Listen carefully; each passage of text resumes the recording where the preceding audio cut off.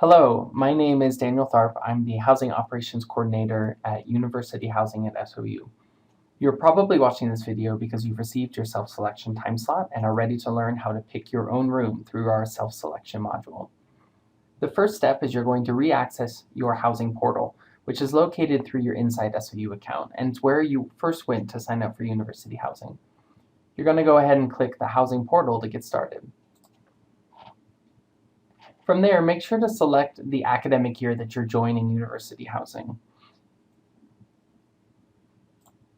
And then you're going to go ahead and click Continue. You're going to land on the contract status page, which is going to break down the date that you signed up to live with University Housing. It's also going to talk about self-selection a little bit. The other thing you'll notice is that your time slot, if you've been given one, will appear at the bottom.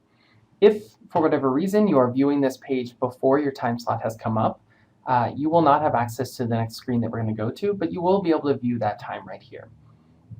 So once your time slot has come up and you are ready to get started, you're going to save and continue.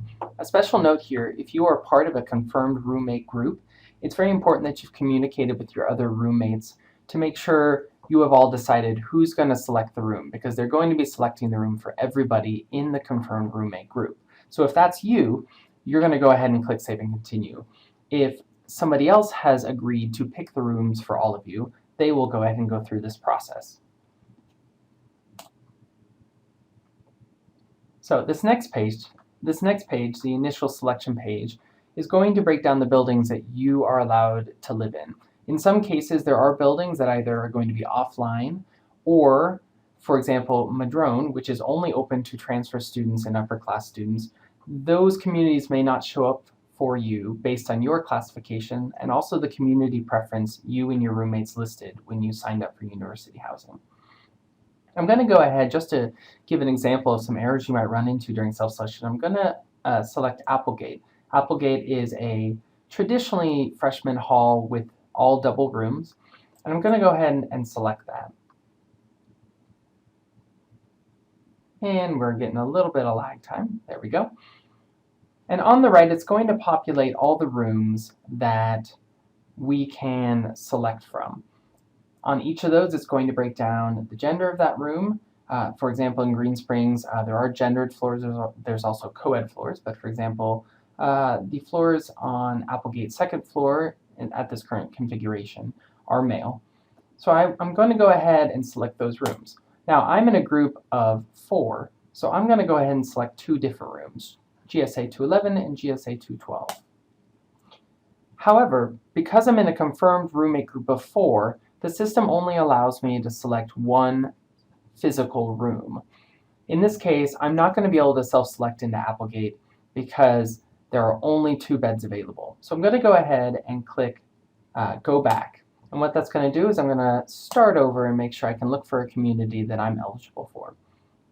So I'm going to go ahead and select Shasta Hall. I do know that Shasta Hall has double suites that have 4 bed spaces. So I'm going to look for 4 bed spaces.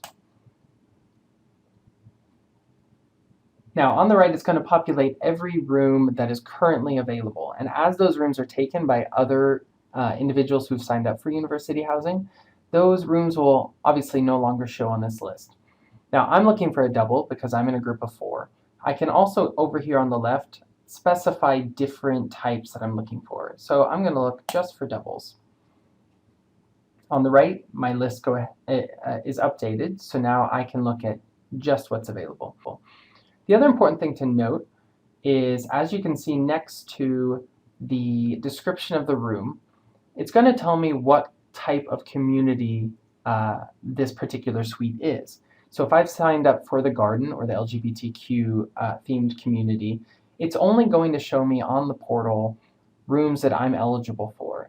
As my group and my profile are single gender, I'm only going to see single gender units. So you're going to see that right there. If for whatever reason your community has run out, especially in our themed communities where it's limited, you'll need to change that profile. You and your roommates will need to change that profile by going under the community preference over here on the left. You can make that update yourself. It is important to also remember that all members of your roommate group will need to change their community preference so that more room options open up for you.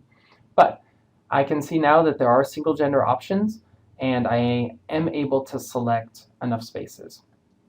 So again, just like in Applegate, I wouldn't be able to select, for example, Shasta 112A and Shasta 115A. If I go ahead and try and do that, it's again not going to allow me because I need to make sure that my bed spaces are in the same suite. I'm going to go ahead and cancel 115 there. Now you'll notice for Shasta, for example, 112A and 112B, those are in the same suite. They're individual rooms, 2 double rooms to be exact, but because they're in the same suite, the system will allow me to select those. The other thing to really keep in mind when you're selecting rooms is if you have not selected enough bed spaces for the size of your group and you try and continue, it's not going to let you. It says here that my roommate group contains 4 members, and none of them have room assignments or bookings. So I need to select enough bed spaces to be able to place all 4 of us. So again, I'm going to go ahead and select 112A and 112B. And I'm going to go ahead and scroll down to the bottom and save and continue. Finally, I'm going to get to this page, which is the Assign Beds page. And it's fairly simple. I'm going to have a list of my account along with the accounts of my confirmed roommate group. So all I have to do is from the drop-down, I'm going to select the exact bed spaces that me and my suite mate or roommates are going to stay in. So this is where you determine, again, after having communicated with your roommate group, which side each individual is going to live on and who they are specifically going to be roommates with. So in this case, my account wishes to be roommates with Eric here. So I'm going to put him in the A-2 space with me. And as you can see, as I fill them, they're noted as who's living in them. And then I'm going to go ahead and assign these 2 accounts to the B side. Then I'm going to go ahead and click Assign Beds. After I've clicked Assign Beds, the portal gives you 8 minutes and 22 seconds, to where those rooms are on hold. No one else who is currently accessing the portal will be able to grab those specific rooms. This gives you a little bit of time if you need to call roommates, make sure that they're good with the selection that you've made, give you a little bit of time to think about, are these the exact rooms that I want? And right now, as the timer goes down, I have that much time to really think about, is this the space I want to be in? If not, I can go ahead and click Go Back, and I will start from the beginning. But I'm feeling good about Shasta 112A and 112B, and I've selected all the rooms I want. I'm going to go ahead and click Confirm Assignment or Assignments.